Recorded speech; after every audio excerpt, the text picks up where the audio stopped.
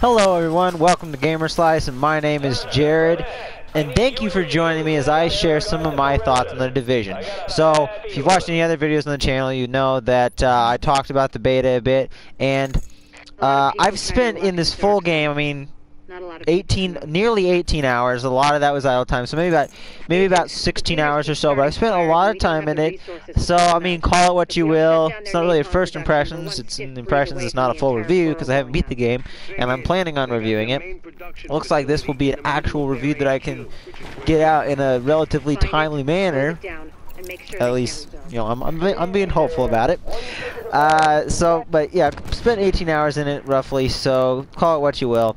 But most of my opinions on the gameplay are relatively the same as in the beta. So if you want to know what I think about it for the most part, the way it plays and all that other stuff, and you want a really in-depth look on some of it, go watch my video on the beta. But there are a couple things I noticed, even gameplay-wise, that did. This hasn't really changed much. I did see this in the beta, but I thought it was something that was, you know, just a beta thing. But there is there is lag. There is some lag in, like, when you get a kill. Like, when you shoot some guy, you may shoot him, you might see some numbers pop up or his health go down, but he won't actually, like, fall down, and he won't give you the XP until, like, a second later. So you might shoot, and then it registers. Now, even at first, I spent a lot of my time in the Dark Zone, given, like, the rest of the part of the beta. Like, there was basically, it was pointless to spend the rest of your time in there, because you can finish everything else in there in, like, a little over an hour. But, so most of the time you're spending in the Dark Zone. So I thought maybe it was just kind of like a Dark Zone thing, or just something that they needed to iron out. But it persists in the full game, and I'm assuming, since, like, the game is still always online, like, it's not actually an online connection, like, you're not having to connect with other people 100% of the time in this game, except for when you're in the Dark Zone. So it doesn't seem like this would be apparent, but you do always have the online connection to the servers, and anybody can jump into your game if you have those options set that way. So maybe the lag is because of that, but that's something that I think they need to work on, because it really changes. Like, I'm not used to playing games made by AAA studios that are like this unresponsive if I'm not playing a PvP thing. Aside from that, the Dark Zone seems to be a bit more dangerous. I know they did say they were going to buff the enemies a little bit. And the Dark Zone also, you have to be, each zone, or each section of the Dark Zone is recommended for a higher level bracket than what it was in the beta. So you have to wait a little longer to get into it. But aside from that, there was also something else that was supposed to change from the beta that didn't, and they said that, you know, I've said this before in the beta. This is one of the things that I find to be the Division's biggest weakness, is it's a walking simulator, or a sprinting simulator at times, and you're just jogging from one location to the other, and sometimes they'll have something like a objective or like an encounter or side mission or whatever in, like, this alleyway, and you have to go all the way around the city block in order to go down the alley. And then sometimes there's no other way to get out of it, so you have to go back the same way you came. And it gets really annoying at times. But aside from that, just running along the streets, there's a lot of that. And they said they were going to increase the number of enemy encounters.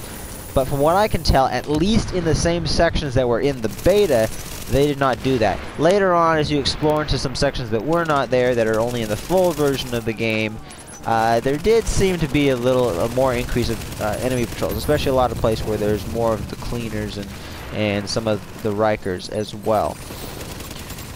Another thing, a new objective they have is just a slight little, or just a tiny thing I want to comment on. I figured they would have had it in the beta, considering it was in those same areas, but the only new thing that I noticed right off the bat as far as the missions go is there was these missions that you had to defend JTF supplies, and those ones, although they weren't too much more fun, I feel like they were they did increase in length more than, or they were a little bit longer than some of the other ones. They were a little bit more substantial, but still not not necessarily better quality. So some new things I would like to talk about are, well, for one, the beta didn't have that many skills, and I'm making a lot of comparisons to the beta, so I'm going to try to stop doing that. But the skills seem pretty balanced. I figured maybe later on, as you went along and got some some of the skills lower down that they would just be maybe clearly better or whatever, but they're not. So and that's also, you know, there's no real reason they're farther down the tree. It's just like you have to put one at some place in there. So because you can unlock them in any order you so desire. It just costs you go to, if that's in the medical tree, you have medical research points, you go and upgrade whichever, or get whatever upgrade to the medical wing that you need in order to unlock those skills. And doing that will also unlock perks and talents along with that. So as I said, the skills, you can mod them out. They're pretty balanced. There's a couple that I prefer, but that's just my preference. But I think they all are quite useful skills, and are key to making the difference. Being able to use them are key to making a great player, or distinguishing between a great player and an experienced player. And it's, you know, it's good to try to do that class synergy as much as possible when you're playing with other team members. So there's also talents. You can get 4 slots, although the second slot you don't unlock till like level 15. So you don't get all these talent slots right off the bat. For quite a while, you only have 1 talent slot. But they're actually pretty substantial talents. For instance, there is some perks that, like, upon a kill, give you like an instant ammo refill for that gun, or like a small chance of that.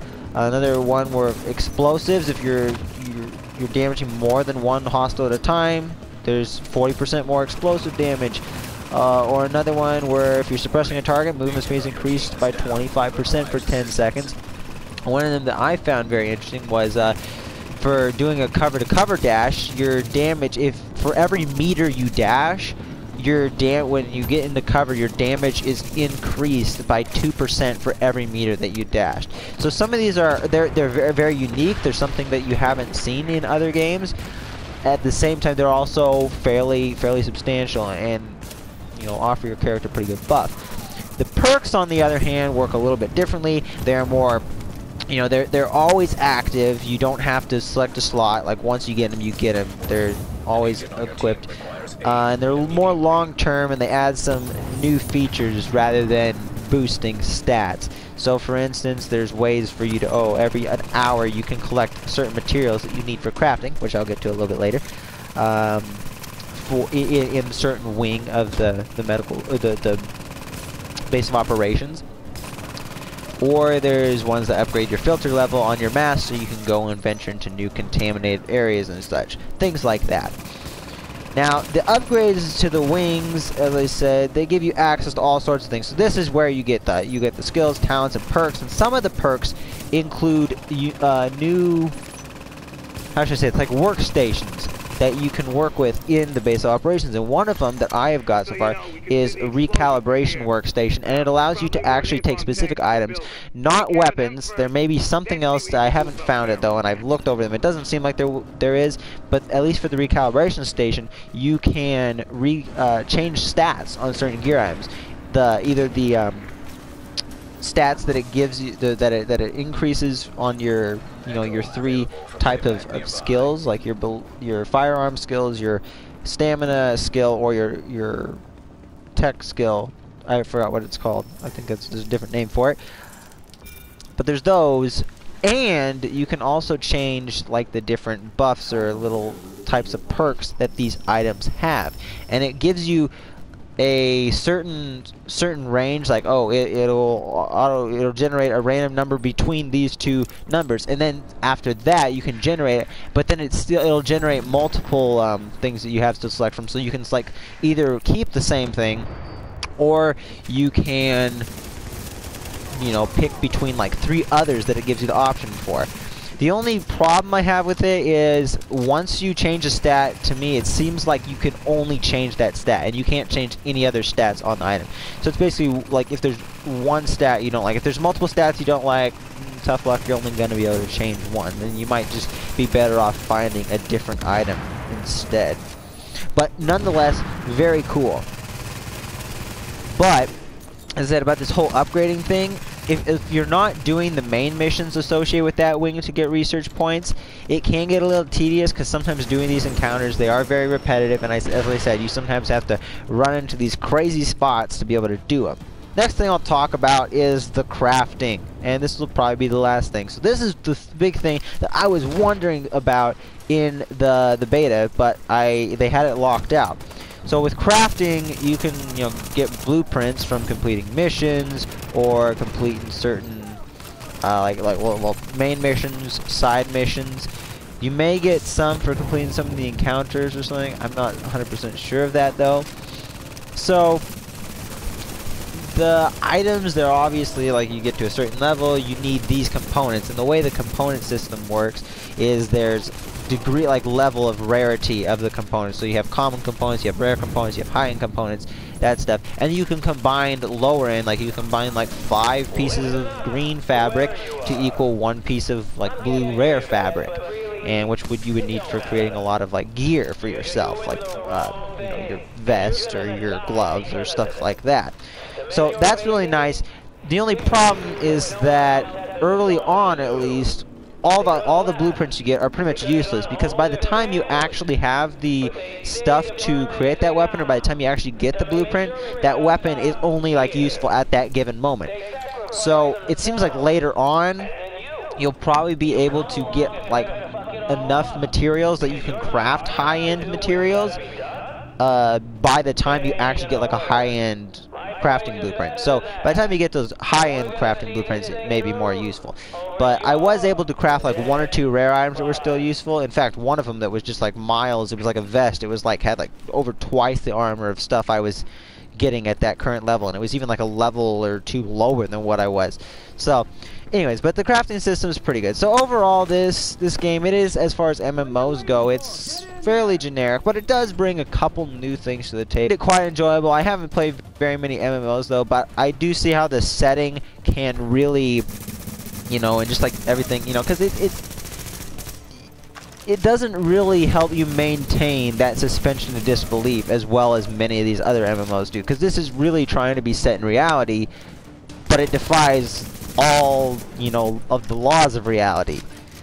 So that's the deal with that. And I mean, this game is a really big success. It's Ubisoft's biggest selling game ever, or fastest selling game ever, and it very well could even beat Destiny, and this could be the fastest selling or the highest selling new IP of all time, which there's a lot of hype around it. But you know, when the beta came out, a lot of people were talking about it. A lot of people, including myself, were kind of like, meh, it's okay. It's not anything too surprising, but it's not like it's a piece of crap. Some people are trying to call it a piece of crap, and other people were saying it's really good. And you know, that's their opinions, but I would say most people, you know, if you play MMOs, you'd probably know, and you played this one, you'd probably realize it's fairly run-of-the-mill.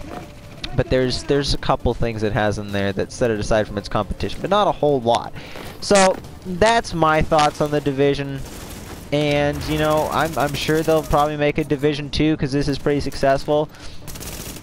After playing this, I don't know if I'd pick up the sequel, but you know, I'd probably pick it up at a discounted price. But I don't think it would be something that I'd be wanting to play right off the bat. This, I was starting to get, you know, lose the hype as time went on and as the release date approached. But I was still very curious to play it, and I did buy it day one. I'm not regretting that, but I'm not like overjoyed that I bought it either. You know, we'll see. It does seem like the game will be somewhat short, and you know, I mean, if you like that loop of grinding to get new gear and everything, especially like for the Dark Zone, you have to go into the Dark Zone while you're playing the game, because otherwise, if you beat the whole game, then the only reason to go into the Dark Zone, which is to get, you know, kill enemies or kill other players that have it and get better loot. But then if you've completed all the main story stuff, yeah, you can replay it, but other than that, you're basically just killing enemies in the Dark Zone to get more loot, to kill enemies with those loot to get even better loot. So I guess replaying can be better, but I think it's better to play the Dark Zone and the rest of the story simultaneously and switch back. That way, if you get the high-end items in the Dark Zone, you can still bring them back into the rest of the game and play through the missions with those, which some of the missions have some really difficult bosses and some overwhelming sections of enemies. But overall, that's what I should say to wrap this video up.